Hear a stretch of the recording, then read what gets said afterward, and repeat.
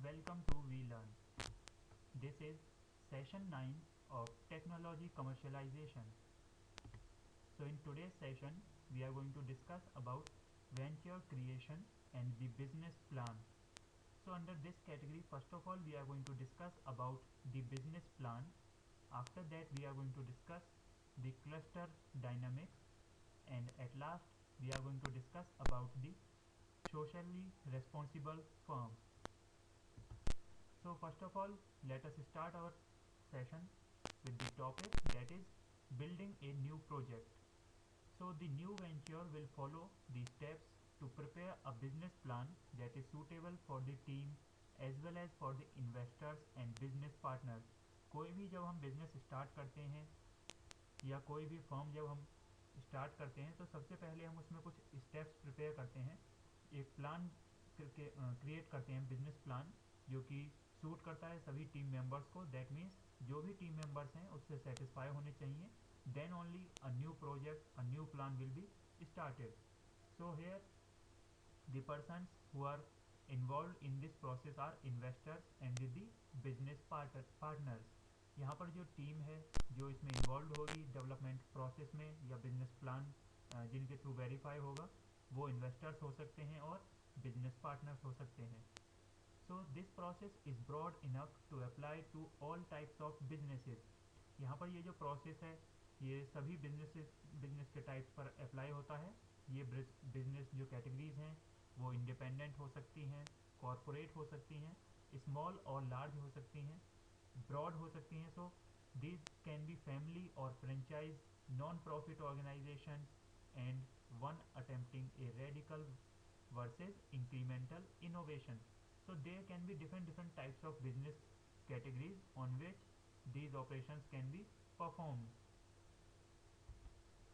So the next thing which should be kept in mind while developing a new project or while working on a new project is the corporate venture will also prepare a business plan suitable for review by the parent corporation to secure the necessary resources and assistance from its parent. That means when we talk about a new system, a new business organization, here a plan is created in such a way that all the organizations which are working in coordination with that particular organization or business should be able to satisfy the requirements, to satisfy the needs of the customers. So when a talented leader of a new venture has a vision and a plan to implement it, that means जब भी हम किसी new project को start करते हैं तो वहाँ पर एक लीडर होता है। So that leader must be a talented one. He should have the ability to run that business. So he or she can motivate people and manage information and resources so that the business can create a profit. That means जो भी यहाँ पर leader होता है, he should have the ability to motivate the persons involved in a business। जो वहाँ पर persons हैं जो वर्क कर रहे हैं, जो एम्प्लॉयज़ हैं, जो हमारे वर्कर्स हैं, उनको मोटिवेट करने की एबिलिटी होनी चाहिए, उनको मैनेज करने की उसके अंदर एबिलिटी होनी चाहिए, so that we can get some profit, we can earn some profit from the organization.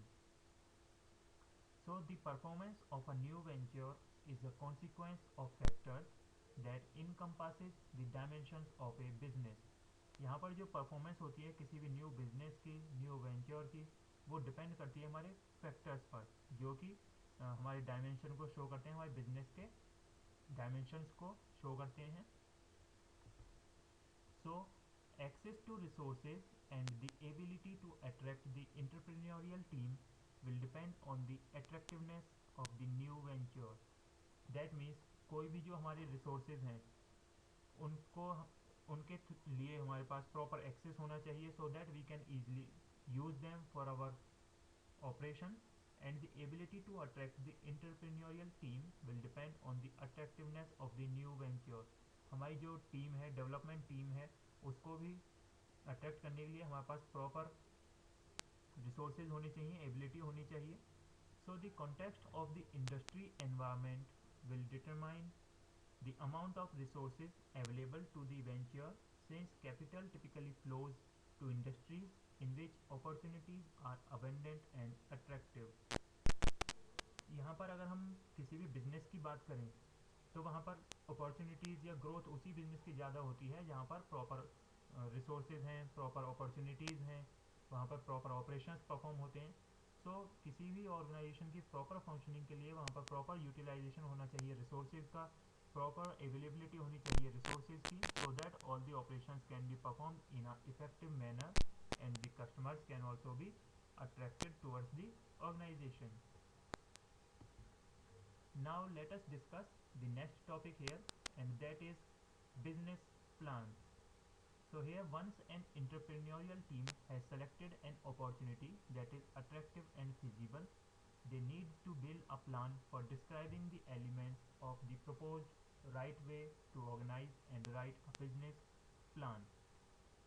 That means एक बार जब एक हमने प्रपोजल क्रिएट कर लिया, जो भी डेवलपमेंट टीम थी, जो मैनेजरियल टीम थी, उन्होंने एक प्रपोजल क्रिएट किया. उसको क्रिएट करने के बाद उन्होंने चेक किया वेदर इट इज़ फिजिबल और नॉट, वो पॉसिबल है या नहीं है. ये चेक करने के बाद वहाँ पर एक सिस्टम को बिल्ड किया जाता है, एक प्लान को क्रिएट किया जाता है फॉर दी प्रपोज्ड सिस्टम. जो हमने प्लान क्रिएट किया है उसके बेसिस पर एक प्रपोज्ड सिस्टम को क्रिएट किया जाता है. So basically a business plan is a document that describes the opportunity, product, context, strategy, team, required resources, financial return and harvest of a business venture. अगर हम बिजनेस प्लान की बात करें तो बिजनेस प्लान नॉर्मली हमारा एक document होता है जो कि बिजनेस रिलेटेड ऑपरेशंस को शो करता है, like opportunities, then the products available, then the context, then strategy team, then the resources which are required, then the financial return and the harvest of a business venture. So these are the uh, elements which are described by the business plan document. Now the next thing here is the business plan is a blueprint for your business. जब भी हम किसी business plan की बात करते हैं तो वो एक ब्लूप्रिंट के तरीके से वर्क करता है बिजनेस के लिए. So the clarity of this plan will be enhanced by the entrepreneurial team over a period of weeks or months. यहाँ पर अगर हम किसी भी प्लान की क्लैरिटी के बारे में बात करें तो यहाँ पर जो क्लैरिटी है वो इन्हांस की जाती है एंटरप्रेन्योरियल टीम के through over a period of weeks और months. So it enables the team to see clearly the plan of action and understand all the elements.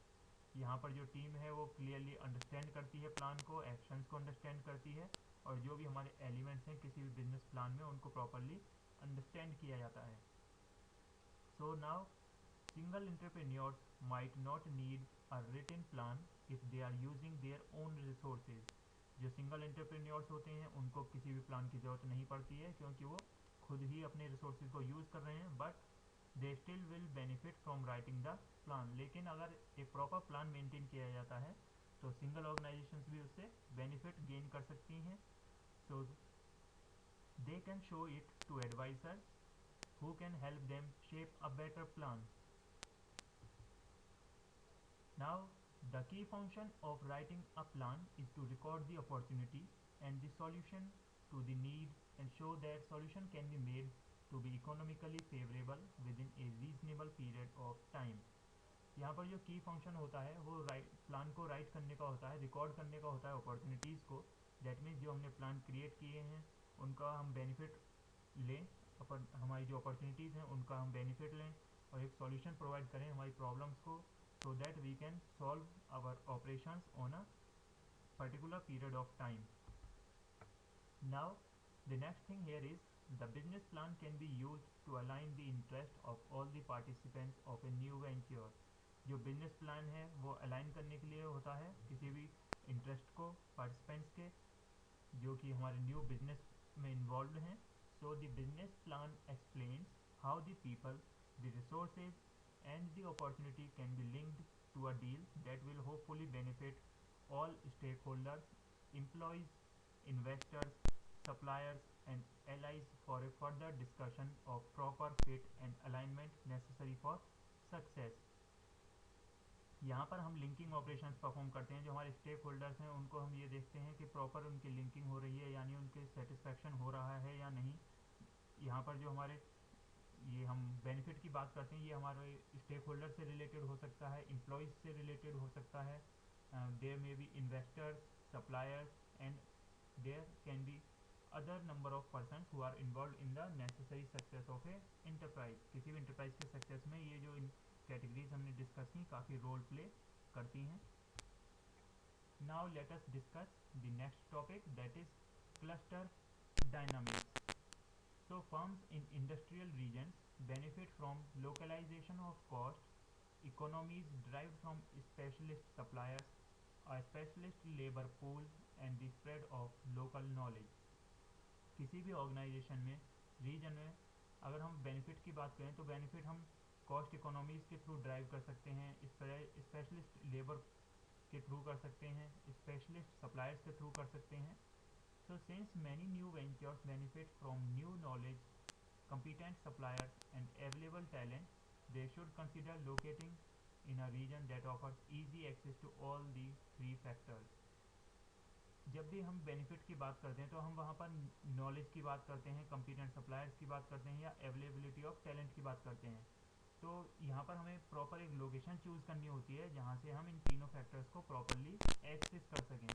क्योंकि अगर हम कोई एक ऐसी लोकेशन पर किसी ऑर्गेनाइजेशन को या इंडस्ट्री को इंस्टॉल करते हैं जहाँ पर इनमें से कोई भी एक चीज़ अवेलेबल नहीं है, दैट मीन्स जो हमने फैक्टर्स डिस्कस किए that is knowledge, competent suppliers या फिर अवेलेबल टैलेंट, इन तीनों में से कोई भी एब्सेंट है, तो we can not carry out our operations in a proper manner. Now let us discuss what is a cluster. So a cluster is a geographic concentration of interconnected companies in a particular field. किसी एक particular field में जो inter related companies हैं उनके collection को हम बोलते हैं cluster. So cluster can include companies, suppliers, trade associations, financial institutions and universities active in a health और इंडस्ट्री. क्लस्टर की अगर बात करें तो क्लस्टर में यूनिवर्सिटीज़ हो सकती हैं, कंपनीज़ हो सकती हैं, सप्लायर्स हो सकते हैं, ट्रेड एसोसिएशंस हो सकती हैं, फाइनेंशियल इंस्टीट्यूशंस हो सकते हैं. So they can be an number of groups in a cluster. Now the location of a startup company can be key determinant of success. किसी भी कंपनी को जब स्टार्ट करते हैं, इंस्टॉल करते हैं उसको, तो उसकी लोकेशन काफ़ी रोल प्ले करती है. So it may be wise to locate the new company close to its competitors, its most important customers. इसीलिए किसी भी कंपनी को ऐसी लोकेशन पर इंस्टॉल करना चाहिए, इम्प्लीमेंट करना चाहिए, स्टार्ट करना चाहिए जहाँ पर कॉम्पिटिटर्स हों और जहाँ पर कस्टमर्स का ज़्यादा इन्वॉल्वमेंट हो, कस्टमर्स को अट्रैक्ट करना ईजी हो. So a startup can gain regional advantages by joining a cluster of companies that have complementary और competitive capabilities and resources. Startup के लिए जो एक एडवांटेज है ज्वाइनिंग का वो ये होता है कि अगर रीजनल एरिया में ज्वाइनिंग होती है तो वहाँ पर कॉम्पिटेंसी जो है वो कम होती है, इसलिए वहाँ पर हम बेनिफिट ले सकते हैं, कस्टमर्स को ईजिली अट्रैक्ट कर सकते हैं. So a new company within a cluster is more likely to find the employees and infrastructure that it needs.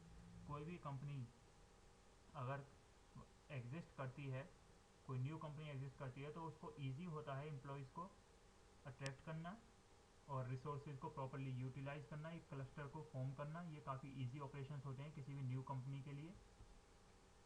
So a cluster of independent and informally linked companies and institutions represents a robust organizational form that offers advantages in efficiency, effectiveness and flexibility.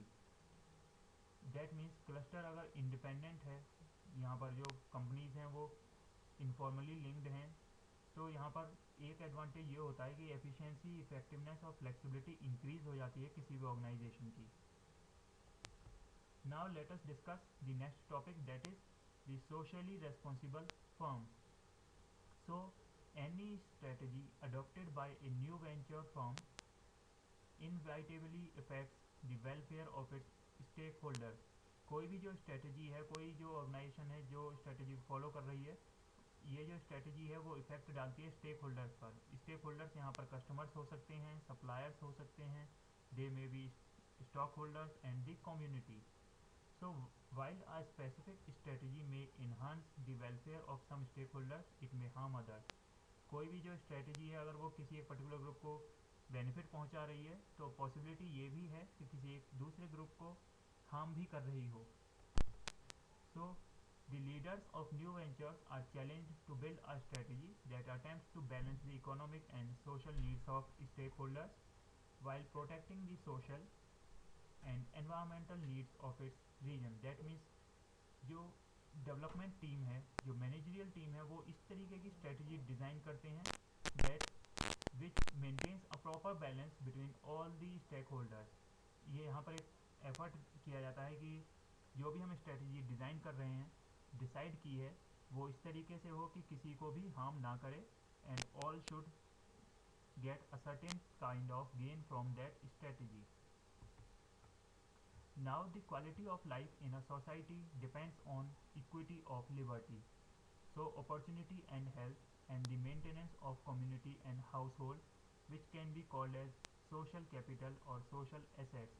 यहाँ पर जो quality है किसी भी society की वो depend करती है उसकी लिबर्टी पर, हेल्थ पर, और you can see the maintenance operation and the social capital और सोशल एसेट्स. यहाँ पर ये जो हाउस होल्ड कम्युनिटी है इन्हीं को हम सोशल कैपिटल और सोशल एसेट्स बोलते हैं. Similarly the growth of the economy and the standard of living are critical need for all people. We call this economic capital. जो भी नेसेसिटी होती हैं जनरल लाइफ में, जो रिक्वायरमेंट्स होती हैं to satisfy the critical needs of all people, these are called as economic capital. ऐसी needs को हम इकोनॉमिक कैपिटल बोलते हैं और इकोनॉमिक एसेट्स बोलते हैं. Finally, the environmental quality of a region or the world can be called natural capital. जो environmental quality है किसी भी एक region की उसको हम natural capital बोलते हैं. And the interrelationship between these three factors adds up to the total quality for life. यहाँ पर जो interrelationship है वो different factors के बीच में वो total quality को improve करती है. So quality of life includes such basic necessities as clothing, shelter, food, water and safe sewage disposal. Quality की अगर हम बात करें तो वहाँ पर हो सकता है क्लोथिंग से रिलेटेड, शेल्टर से related, it can be related to food, water and safe sewage disposal. Beyond that quality of life includes access to opportunity, liberty and reasonable material and cultural well being. अगर हम यहाँ पर quality की बात करें तो quality related to opportunity हो सकती है, लिबर्टी से रिलेटेड हो सकती है and related to any reasonable material. Now, a social entrepreneur is a person or team that acts to form a new venture in response to an opportunity to deliver social benefits while satisfying environmental and economic values. Social entrepreneur की अगर हम बात करें वो एक ऐसा person होता है जो कि न्यू वेंचर के लिए प्रॉपर रेस्पॉन्स प्रोवाइड करता है, अपॉर्चुनिटीज़ का प्रॉपर बेनिफिट गेन करता है और सेटिस्फाई करता है एनवायरमेंटल और इकोनॉमिक वैल्यूज़ को किसी भी एक ऑर्गेनाइजेशन की. So social entrepreneurs focus on the social welfare of their customers or clients but are cognizant of the economic and environmental cost and benefits. Social entrepreneur का जो मेन फोकस होता है वो ये होता है कि सोसाइटी का वेलफेयर होना चाहिए, कस्टमर्स को प्रॉपरली हम सेटिस्फाई करें. यहाँ पर यही मेन मोटिव होता है सोशल एंटरप्रेन्योर्स का. So at the end of this session here are some questions. So you can try out these questions for yourself. So here the first question is, what is cluster dynamics? Then the next question is, who are social entrepreneurs? So this is the end of today's session. Thank you.